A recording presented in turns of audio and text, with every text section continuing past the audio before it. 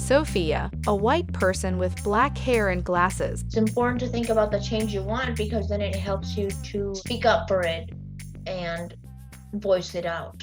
The series title, How to Complain, appears on screen, followed by animated megaphone and brain icons. It's not always easy to do, but we're here to help you learn how to complain.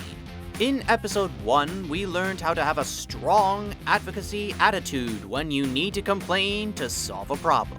But attitude isn't everything. To complain successfully, you need to have information, taking steps to define the problem, know your rights, and identify possible solutions can help you prepare to complain. Sophia is here to help. Animation of Sophia wearing a backpack. Then, real-life Sophia speaks. My name is Sofia and I'm 22 years old. I am studying in Florida International University. Animated Sophia raises her hand while seated at a desk. Being taught from a young age to speak up for what I needed, that's what gave me the confidence. Step 1. Define the problem. Animations illustrate Sophia's story. In college, I told one of my professors that I needed to check my assignments as my accommodations, and he said, "Oh, I don't allow typed assignments.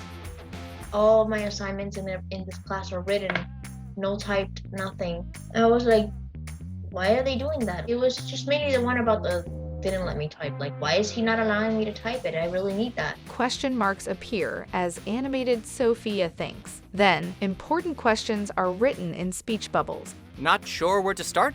Asking yourself these questions can help you define your problem. What happened?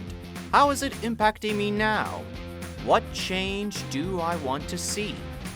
Now, on to step 2. Know your rights. So I had to go to the Disability Resource Center and tell them about this teacher not willing to accommodate me. And this teacher had to go through some legal process because apparently he was doing the same thing to some other students that they needed accommodations to. Icons of scales and paperwork. Find out if there are laws, rules, or policies related to your issue. It's important to know what rights you do have and what their limits are. I think it's important to know your rights so that you can show people proof of it if they're denying it to you. Step 3. Identify possible solutions. It's important to know how the problem is affecting you because maybe it'll help you think of how to solve it. And it's okay to complain because it'll give us what we need exactly, and whoever is not giving us what we need, it'll teach a lesson. Animated megaphone and brain icons are followed by an animation of the next host in our series, Asim, and organization logos. Now that you're ultra prepared with an advocacy attitude and important info, Asim will help us make a plan of action in the next video. This video is brought to you by Disability Law Center of Alaska, Arizona Center for Disability Law, and Disability Rights Florida. Produced by Block Creative.